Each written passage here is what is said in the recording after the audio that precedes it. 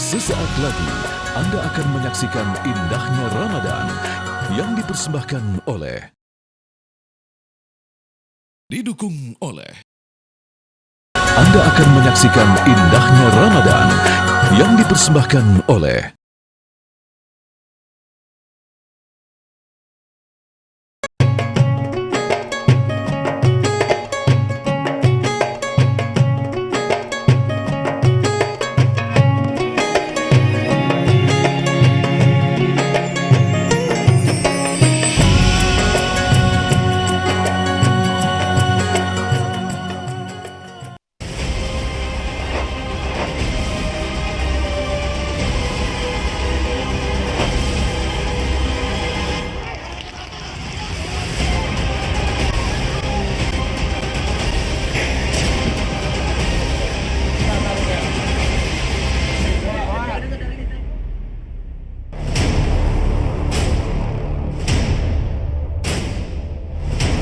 Kasus kenakalan remaja belakangan santer menjadi headline pada media pemberitaan. Baru-baru ini yang cukup menyita perhatian adalah kasus penganiayaan anak pejabat pajak Mario Dandi terhadap David Ozora pada 20 Februari lalu di wilayah Pesanggerahan, Jakarta Selatan. Dipicu atas laporan kekasihnya AG, Mario tega memukul, menendang hingga menginjak leher David sampai menyebabkan putra dari pengurus GP Ansor ini tak berdaya hingga koma. Perbuatan keji tersebut bahkan sengaja direkam oleh Mario dan rekannya dan menyebarkannya di media sosial. Selain kasus Mario Dandi, pemberitaan lain yang cukup meresahkan adalah aksi tawuran antar remaja di Jalan Keramat Jaya Baru. Dalam sebuah video pendek tersebut, terlihat anak-anak remaja tengah berlarian mengejar lawan mereka. Pemirsa, baru-baru ini aparat juga turut mengamankan sejumlah remaja yang kedapatan tengah melakukan perang sarung. Polisi juga menertibkan dan membubarkan banyak remaja yang masih nongkrong atau berkeliaran di luar rumah. Anehnya, aksi kenakalan remaja ini terjadi saat memasuki bulan Ramadan, bulan penuh kemuliaan di mana seluruh umat muslim tengah menjalankan ibadah puasa.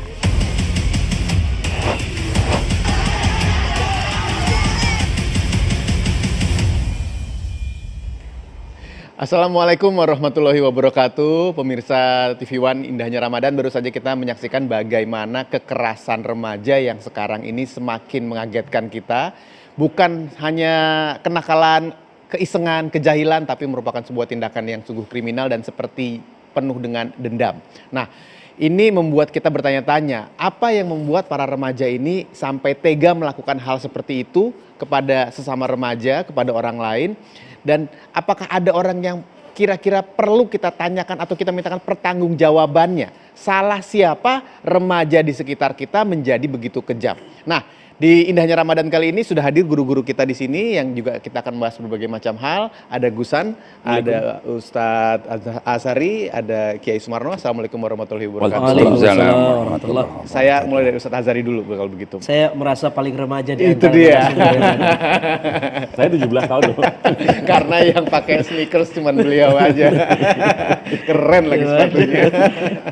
Ya, bagaimana Ustadz? Oke. Soal kenakalan remaja, variabelnya banyak ya.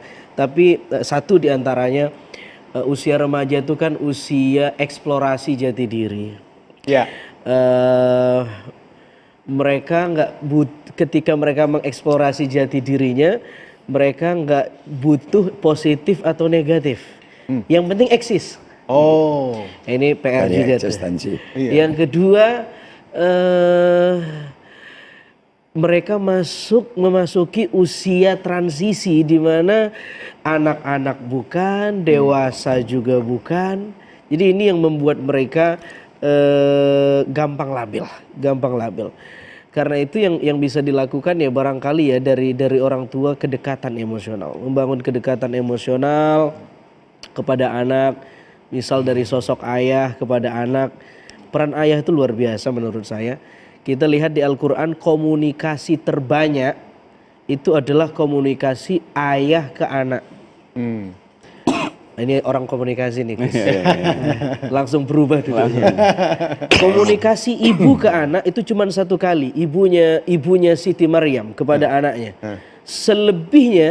Selebihnya semua komunikasi antara ayah ke anak. Luqman Hakim ke anak, Yakub ke Yusuf, Nabi Ibrahim ke Ismail, dan seterusnya dan seterusnya. Nah, jadi kadang-kadang mungkin kita lebih proaktif nih sebagai ayah nih. Kalau saya melihat dari sosok laki-laki, membangun kedekatan emosional, janji ke anak dengan hal-hal. Tapi enggak juga ya. Yang... Tunggu dulu anak potong. Siap. Gimana Kiai? Gimana? Bagaimana kalau mereka yang kebetulan nggak punya orang tua, anak yatim? Ya. Atau ayahnya jauh gitu. Atau ayahnya jauh. Bekerja di luar kota. Kalau ayah jauh sekarang ada komunikasi lah. Melalui HP segala macam.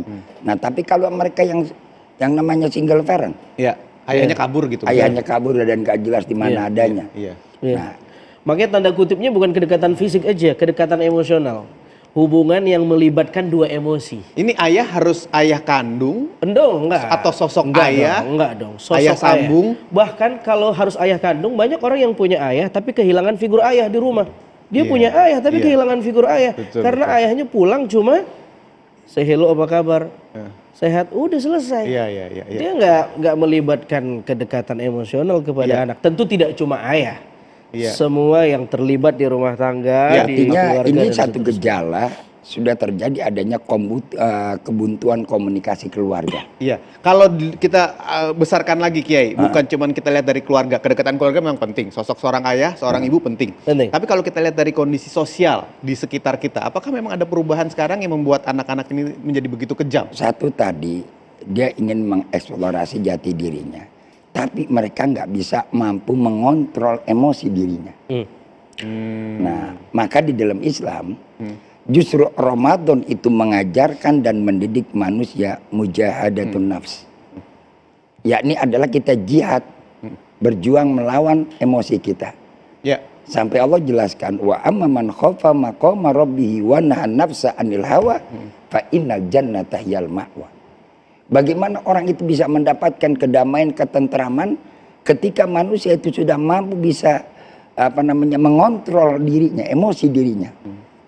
Ramadan adalah perjalanan pertama.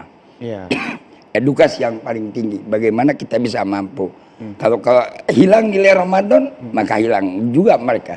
Jadi yang sekarang terjadi adalah karena mereka hanya puasa tapi nggak ngerti nilai Ramadan. Oke, saya ke Gusan kalau begitu Kiai. Kalau kita bicara mengenai nilai Ramadan sendiri, Gus, ini anak-anak yang sampai tega melakukan beberapa kekerasan seperti ini nih, apakah tidak mendapatkan pendidikan atau edukasi agama yang baik sebenarnya?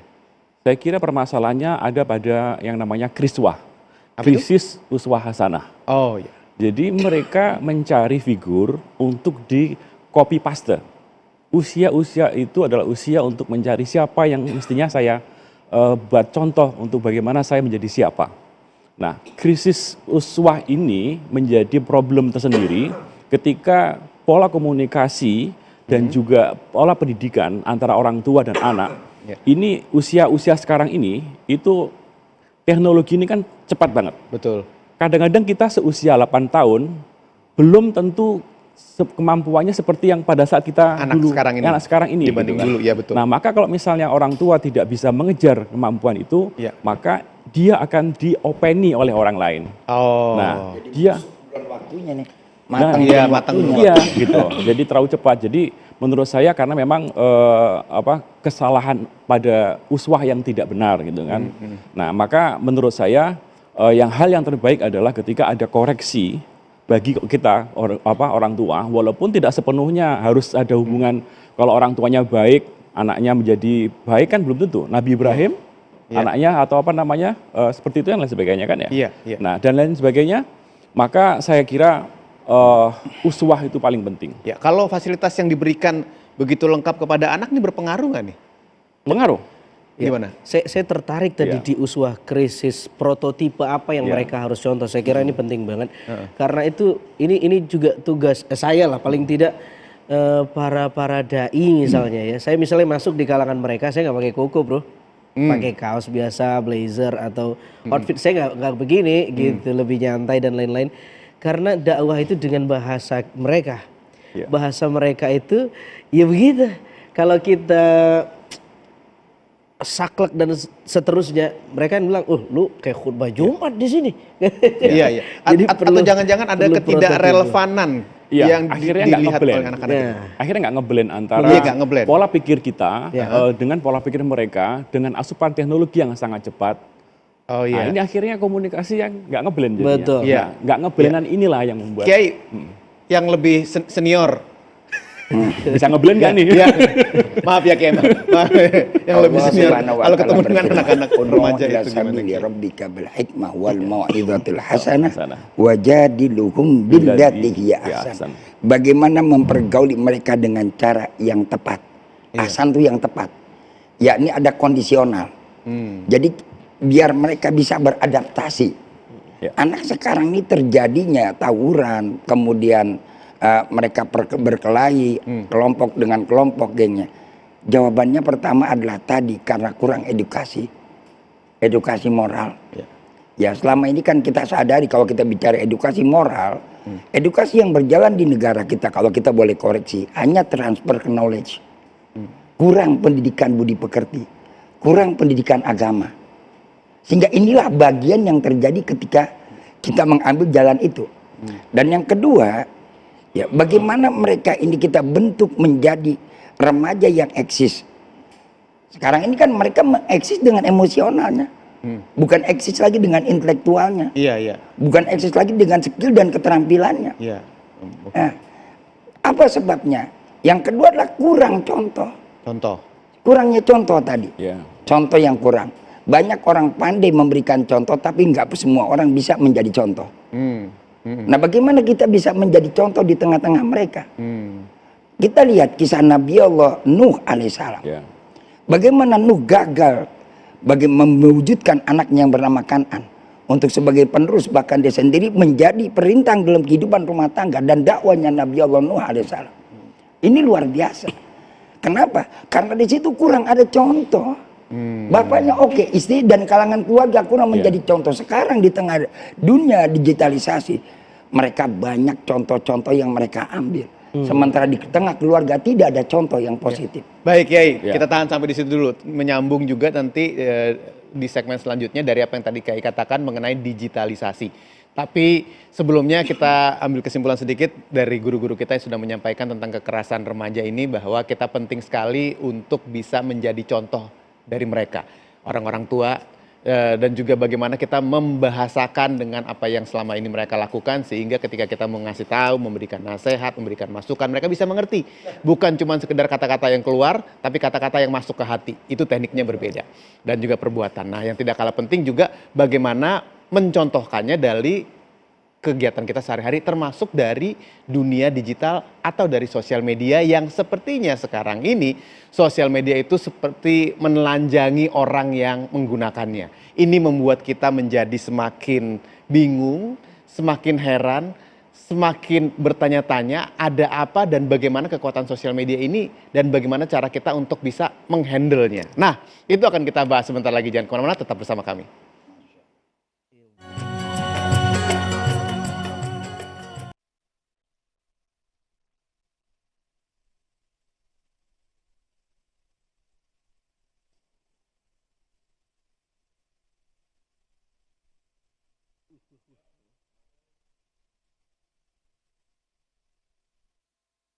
Kalau Anda menyaksikan barusan ya tayangan dari beberapa contoh sosial media yang mengungkapkan kekayaan, ada kepameran dan segala macam, ini membuat kita bertanya-tanya, apakah betul sosial media itu seperti itu, membuat penggunanya seperti terlihat semua?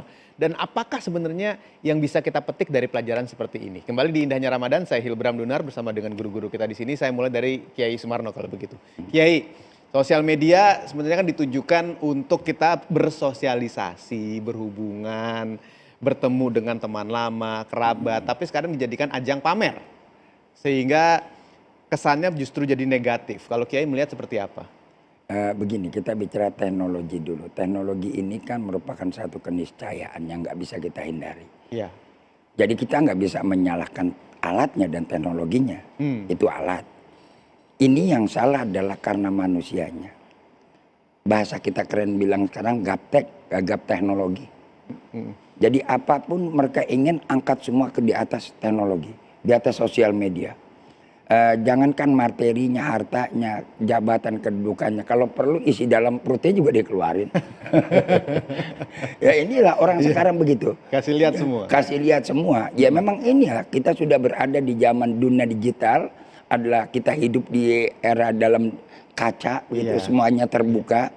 Yang lebih parah lagi, mereka membuka punya orang gitu. Iya. Nah ini yang paling bahaya. Membuka dirinya saja juga di hadapan orang banyak sudah tidak baik, enggak etis. Apalagi dia membuka punya orang yang kebutuhan. Kalau yang positifnya, ya dia membuka negatifnya. Apa enggak berdosa? Ya bikin dosa. Tapi kalau negatifnya itu ditujukan untuk membuka agar orang lain tahu bahwa orang tersebut melakukan kesalahan, bagaimana? Oh salah. Kalau kita melihat orang melakukan kesalahan, sebaiknya kita nasihati. Bukan kita malah sebar kesalahan orang. Itu namanya adalah istighal bi uyubi khalqillah. Ada 6 perkara yang apabila manusia itu melakukan, mengerjakan perbuatan itu, maka amal ibadah dia akan sia-sia. Ditaruh nomor 1, istighal bi uyubi khalqillah. Dia sibuk mencari aib orang dan membuka aib orang. Sekarang dibuka aib orang ditelanjangi. Kalau dengan sosial media itu kan kita bisa lihat. Biodata seseorang. Termasuk dari Google dibuka kegiatan sehari-harinya. Dia cari celah di situ bagaimana untuk apa? Dia untuk menjatuhkan bisa. Ya, ada kepentingan. Yang ironinya malah orang sengaja dijual aib nih. Ada lagi. Ya maaf, di dunia entertain ini udah nggak aneh. Bahkan dia untuk menaikkan ratingnya bagaimana sengaja aibnya itu dijual, nah, dipublikasikan supaya dia naik. Bagaimana kayak begini? Ini sama juga dia memakan bangkainya dirinya sendiri. Hati-hati. Jangan cari jalan kehidupan yang model seperti ini. Allah paling membenci. Mestinya aib itu kita tutupi dan aib itu adalah kita perbaiki. Bukan dijual aibnya. Sengaja dieksplorasi. Bahkan ada tim yang harus membuka aib dia supaya apa? Supaya mereka dapat popularitas, dapat rating seperti begitu. Baik, saya mau geser ke Gusan kalau begitu. Bicara soal membuka aib nih, Gus. Melihatnya dari sudut pandang Islam seperti apa? Apakah memang sama sekali tidak boleh, atau ketika kita ingin mengadu, atau ketika kita sudah mengadu kepada pihak-pihak tertentu tapi tidak mendapat tanggapan, lalu kita mencoba mengadu ke netizen dengan harapan viral dan berhasil, atau bagaimana? Budaya ghibah, budaya membuka aib orang lain itu kan sudah ada sejak zaman Nabi Adam sampai Adam Jordan. Artinya tinggal medianya saja yang berbeda. Kalau mungkin dulu ibu-ibu media ghibahnya melalui arisan, ya kan, melalui apa? Karena memang tidak ada media yang apa nyari namanya, kutu, gitu. Ya, seperti itu. Pengajiannya mungkin pengajian 5 menit, tapi sisanya bahas orang lain. Nah itu sudah ada. Jadi kalau cuman sekarang ini dipercepat eskalasi transfer of information kepada yang lain itu semakin semacam apa namanya ya, teramplify semakin cepat, dan ini bisa dikapitalisasi bagi orang yang bisa memahami bahwa ini bisa jadi duit gitu. Nah, menurut Islam itu sesuatu yang tidak baik. Karena apa? Karena aib itu harus ditutupi. Aib itu harus ditutupi. Ada lagi bahkan sekarang ini lagi tren makan babi. Ya kan, makan daging babi dengan bismillah dan disampaikan dan diviralkan hanya untuk viewer. Dan di dalam dia mengatakan bahwa sudahlah ya, bismillah ya, sepenting aneh untuk demi konten ya. Demi konten, tapi makan sesuatu yang diharamkan. Nah itu kan jadi kebablasan. Ini diakibatkan oleh ketidaksiapan mentality kita di dalam mengisi dari hal-hal yang kemajuan tersebut. Kemajuan teknologi ini adalah tools, adalah alat, tergantung dari siapa yang menggunakan alat itu. Ketika alat itu dipegang oleh orang yang tidak mampu untuk bisa mengolah dengan baik, yang jadinya justru malah sampah-sampah digital seperti itu. Iya, yang uniknya sampah-sampah digital justru digemari, Gus. Ya, itu masalahnya. Ustadz Azhari mungkin mengomentari. Saya nawarin solusi nih. Oke, belum ada solusi tadi. Iya. Saya kasih kesempatan kasih solusi. Saya nawarin solusi nih sama Kiai Sumarno sama Gus Han. Orang baik kayak beliau-beliau harus ikut bermedsos. Ya. Biar biar tidak terisi dengan sampah-sampah media sosial. Saya setuju tadi sama Gus Han, supaya tidak dipenuhi oleh sampah media sosial. Solusinya kita harus turun. Kita harus turun, isi yang baik-baik, upload yang baik-baik, dan semenarik mungkin. Betul. Ya, karena gini, kata Alvin Toffler, salah seorang futurolog Amerika, dia bilang, kita memasuki era teknologi komunikasi dan informasi. Era itu ditandai siapa yang memegang itu dia akan memegang dunia. Maka orang cepat-cepatan siapa yang duluan nge-like, yang duluan nge-share, ngeluan upload, ngeluan konten, ngeluan kreatif, ngeluan macam-macam. Akhirnya orang tidak pikir lagi positif negatif kontennya, yang penting cepat. Dari situlah tugas kita untuk transfer knowledge di media sosial, konten-konten yang edukasi, supaya tergerus tren yang tadi kata Gus Han, demi konten. Jadi yang buruk mulai ditinggalkan karena diisi sama yang baik-baik banyak. Diisi dengan yang Tapi baik. sebentar Ustaz, sebentar. Ketika kita bicara mengisi yang baik-baik, ada orang yang beranggapan yang baik-baik tuh nggak disukain sama netizen, nggak ada duitnya. Yang buruk-buruk itu banyak duitnya karena viral, naik. Kadang-kadang kan semuanya tergantung bagaimana metode cara kita menyampaikan, cara kita membuat konten.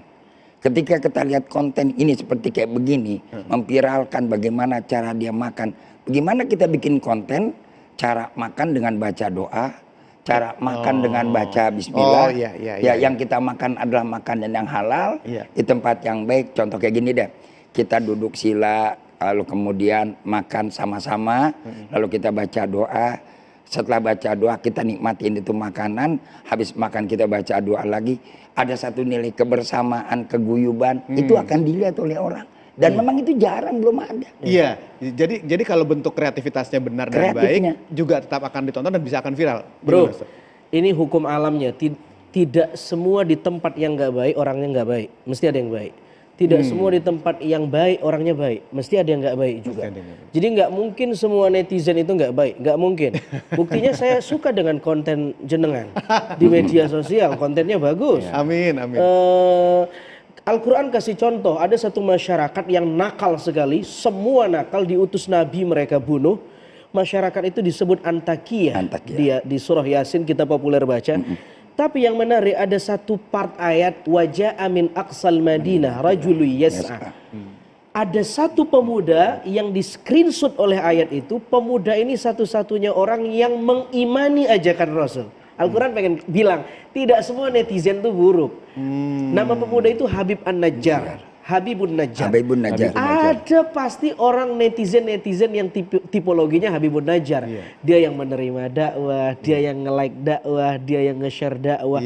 Tinggal kitanya intens atau enggak di media sosial. Saya pun menuntut diri saya, ini media sosial saya harus geber nih. Tapi tugasnya Gus Han, Yai Sumarno, wah, itu tugas kita semua, bro. Tapi ada masalah. Silakan, Gus. Gimana? Ada masalah ketika kita muncul di media terkesan seperti kayak ria. Wah, sombong. Apapun itu ya. Apapun yang kita lakukan seperti jadi, sombong. jadi ada juga sekarang yang kita lihat malah terbalik. Konten-konten moralitas yang ada konten agama.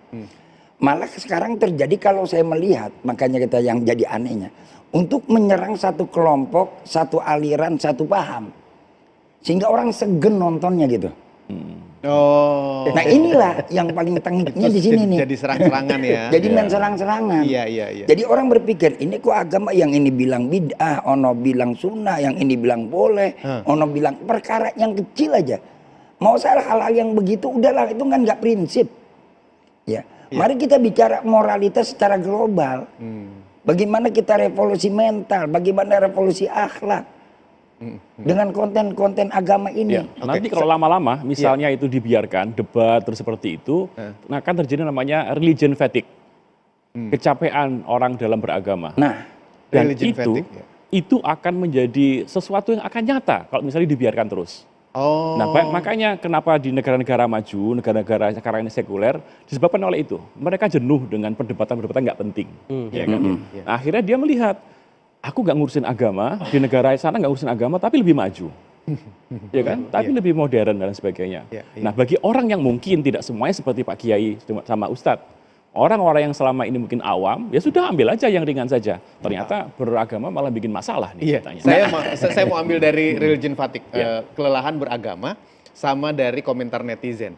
Ketika kita melihat sebuah konten, yang dilihat tuh bukan cuma kontennya aja loh, tapi dilihat juga komentar-komentarnya. Nah, ya. ini justru malah kadang-kadang lebih seru ngelihat komennya daripada melihat isinya. Lucu-lucu. Saya kalau posting di media sosial, postingan yang sederhana aja, yang komen bisa ramai dan pro kontra.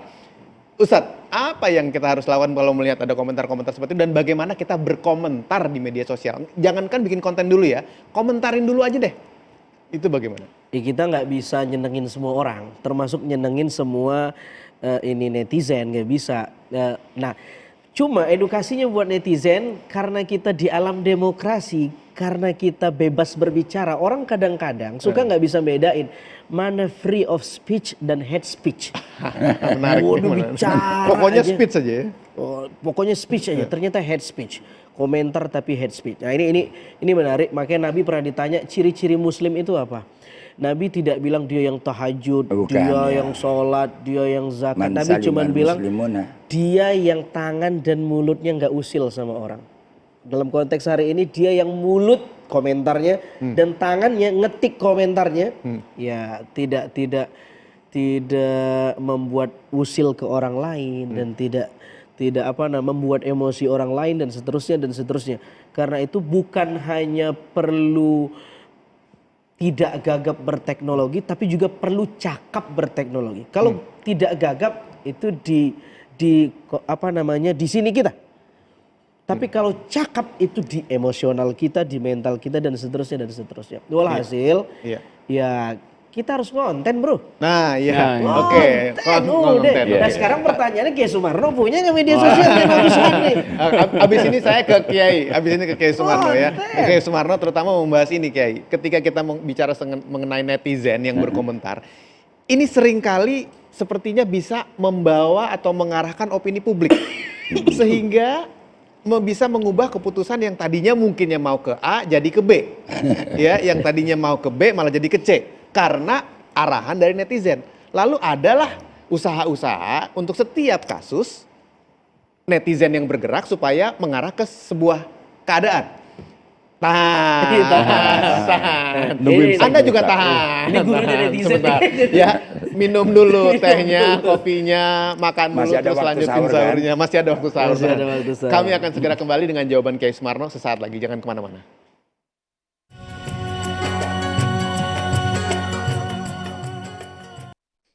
Terima kasih Anda masih terus menyaksikan indahnya Ramadan, menemani Anda menikmati santapan sahur bersama keluarga, bersama teman.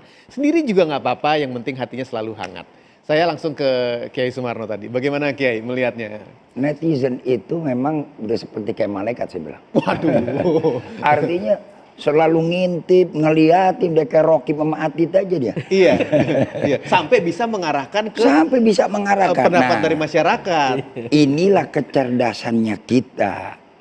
Tadi dibilang bagaimana ketepatan kita menggunakan medsos. Iya. Cerdas juga kita menerima informasi. Oh ya, oke. Terkadang kita nggak cerdas menerima informasi. Akibatnya apa? Terbawa dengan hal-hal yang disampaikan oleh para netizen nih. Padahal ya memang ada yang positif netizen nyampaikan, tapi nggak sedikit pula yang negatif. Tergantung bagaimana pola cerna kita dan edukasi kita. Ya kalau kita memang punya edukasi yang kuat dengan keyakinan yang kuat, apa sih omongan netizen? Cuekin aja. Ini kan kadang-kadang terpengaruh, maka idil fatah asbati tikodirufi wa kullu ma lam ya'taqid lam yartafi. Karena nggak punya prinsip. Pindah-pindah. Disinilah dibutuhkan orang tuh punya prinsip. Prinsip sekarang ini bisa berubah ke bawah ke sono, ke bawah kemari, diarahkan sono, arahkan sini. Ya, apa sebabnya? Karena mereka memiliki kelemahan. Maka Ramadan punya tugas. Disinilah Allah tanamkan di bulan Ramadan supaya manusia memiliki suatu prinsip dengan orientasi tujuan kita beribadah lillah, karena Allah. Kalau orang sudah karena Allah, apapun yang terjadi, masya Allah. Baginda Rasul Nabi kita Muhammad Sallallahu Alaihi Wasallam ketika di waktu sholat dia pernah dianiaya, bahkan diinjak tengkuknya, lehernya. Nabi nggak bergeming dalam sholat. Coba kalau kita jangankan diinjak, lagi sholat aja ada duit jatuh nih di kantong. Nggak usah jauh-jauh terawih tadi nih. Iya. Terawih imam lama baca sedikit habis tuh imam dibully. Iya ya, oke. Oke, jadi kekhusyuan kita ya. Nah, fokus kita terhadap sesuatu. Kurang fokus. Kurang fokus. Jadinya bisa kesana kemari. Oke, Gus. Ya. Ketika kita melihat kondisi di media sosial sekarang, banyak orang juga jadi stres, Gus. Ya, karena terbongkar aibnya. Belum lagi karena ketika memposting sesuatu ternyata nggak viral-viral, nggak berhasil, ya dong. Pokoknya banyak sekali yang akhirnya jadi pusing karena media sosial. Gusan melihat bagaimana, Gus, dari sudut pandang Islam?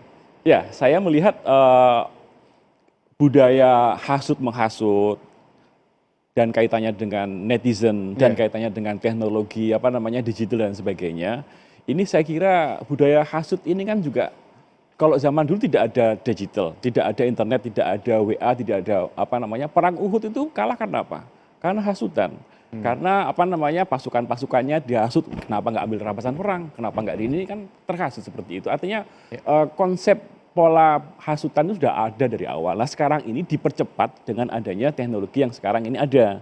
Nah permasalahannya adalah siap tidak kita menerima itu. Nah itu. Nah permasalahannya di situ. Ya. Nah harus siap. Teknologi itu tidak bisa kita hindari. Maka kalau misalnya kita, benar tadi kata Ustadz, bahwa kita harus masuk di situ. Kalau kita nggak masuk, maka jangan salahkan kalau mereka yang lain juga masuk lebih dulu. Ya, tapi supaya ketika masuk nggak stres, nggak kepikiran, nggak terpengaruh, bagaimana? Gini, kalau misalnya kita niat baik, maka mental kita harus siap. Kita ini berbuat baik, itu kan kejarnya pahala surga.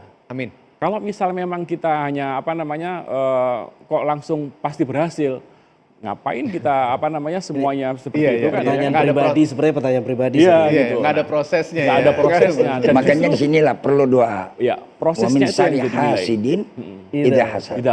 Ya. Benar, Mas Hilbram. Saya kira pertama, semangat kita harus semangat doat bi'is-sayyi'atal hasanata tamhuha. Agama menyuruh kita untuk menambal keburukan sama kebaikan. Iya. Keburukan bisa ditambal dengan kebaikan. Termasuk konten yang buruk bisa ditambal dengan konten yang baik. Berkontenlah yang baik supaya yang buruk tertambal. Itu dulu semangat ya, spiritnya. Yang kedua, soal ria, stres, itu kan masalah jeroan kita yang juga penting itu. Al-Ghazali menawarkan satu diksi dalam Ihya namanya humul. Humul itu tidak maruk dengan popularitas. Ini penting banget supaya kita nggak stres bermedia sosial. Nah sekarang orang mana yang sekarang bermedia sosial nggak ngejar viewer? Harus.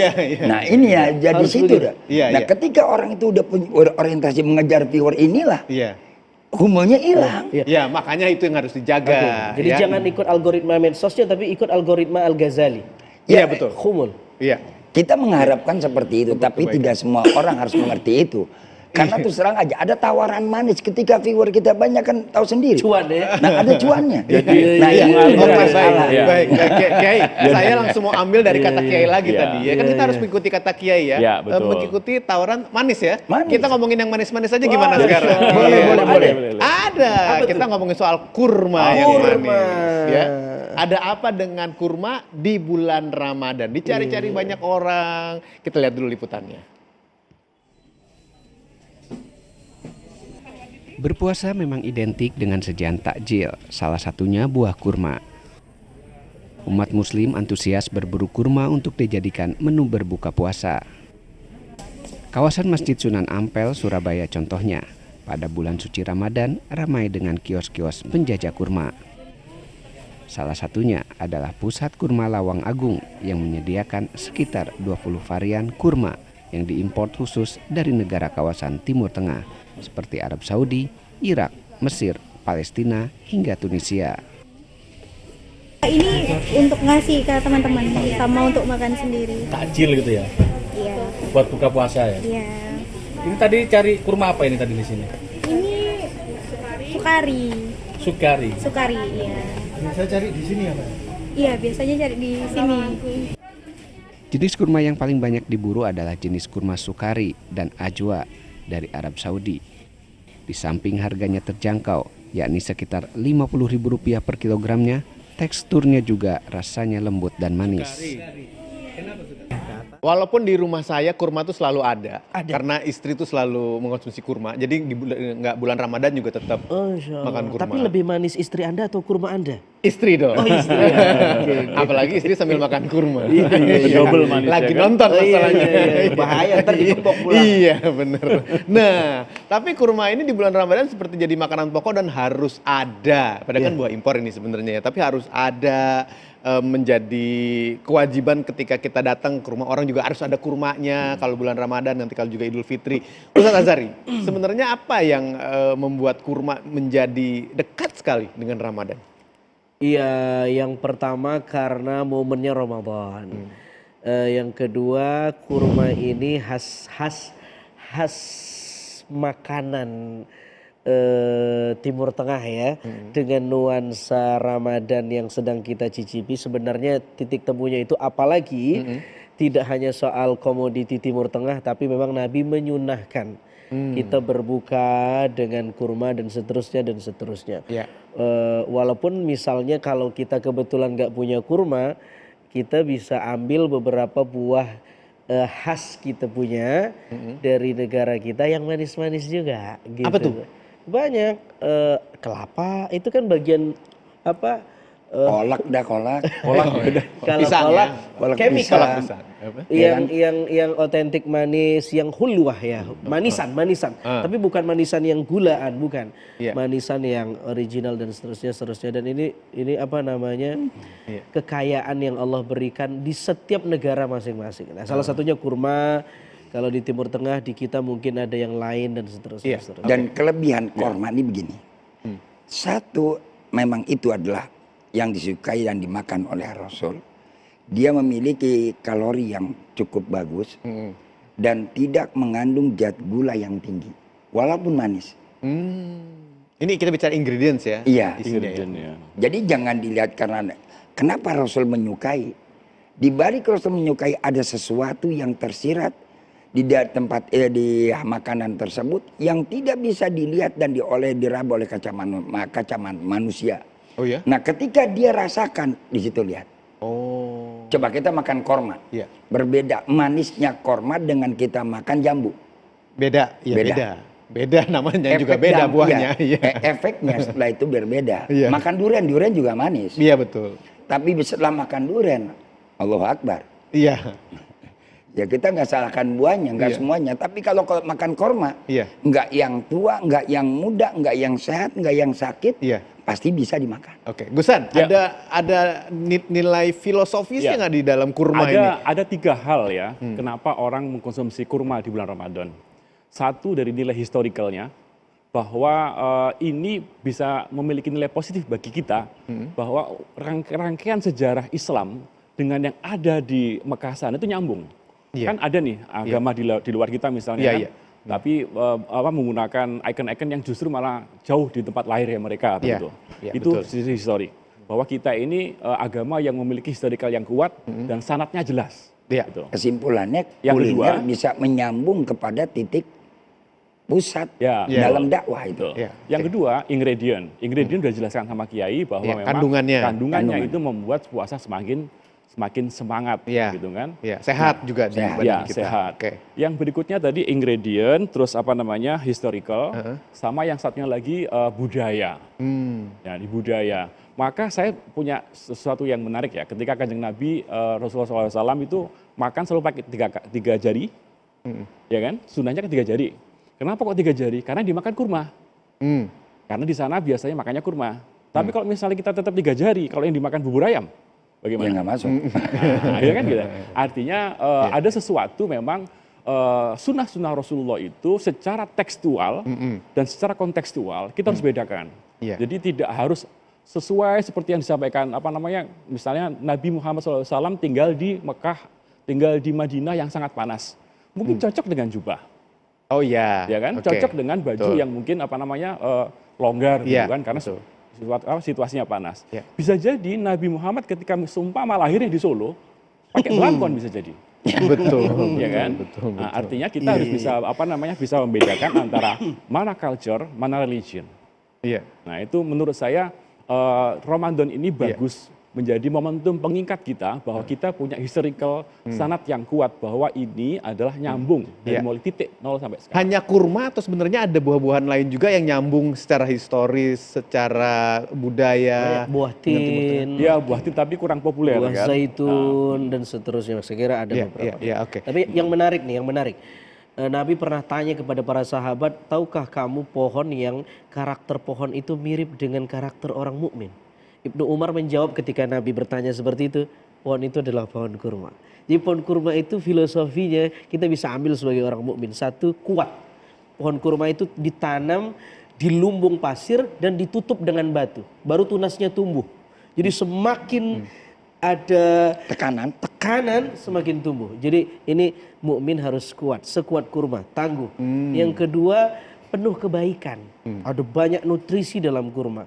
Kita harus mencontoh nilai-nilai kurma dengan menebar kebaikan, kemaslahatan di banyak tempat. Saya kira itu salah satu pesan moral. Jadi ada nilai-nilai di dalamnya ya. Ya, yang saya ingin tahu juga kan kurma itu macam-macam ya, Ustadz ya. Oke ya, dan berbeda-beda, rasa juga berbeda, teksturnya berbeda. Apakah semua itu sama? Tetangga saya ada namanya kurmawati. Kurmawati ya. Kita bahas sebentar lagi, masih mengenai kurma. Jangan kemana-mana, tetap bersama kami di Indahnya Ramadan.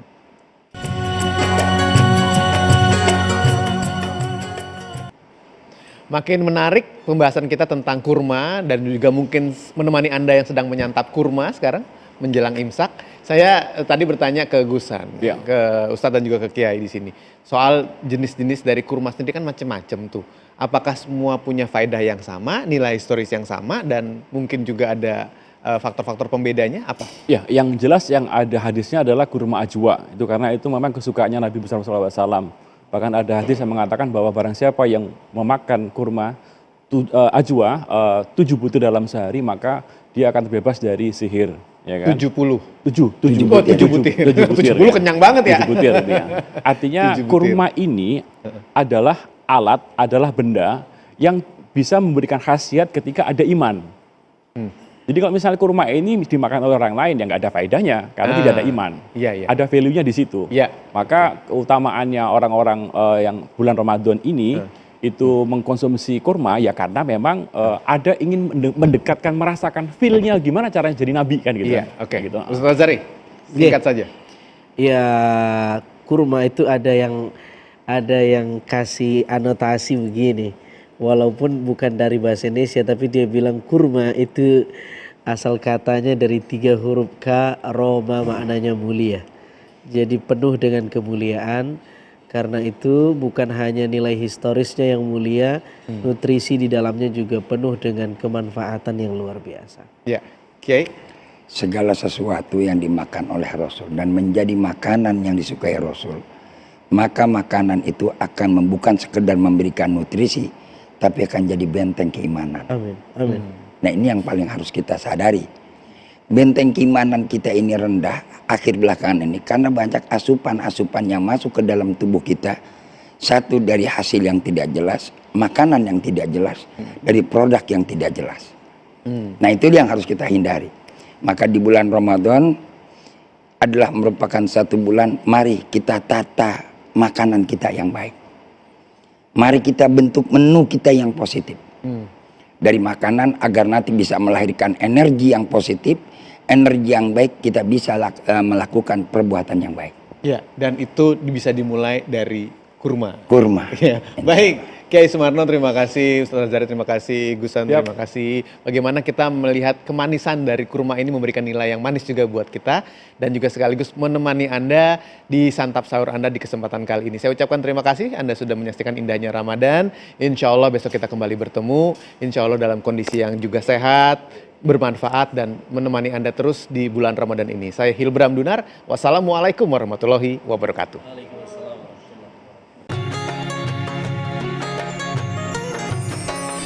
Anda baru saja menyaksikan Indahnya Ramadan yang dipersembahkan oleh, didukung oleh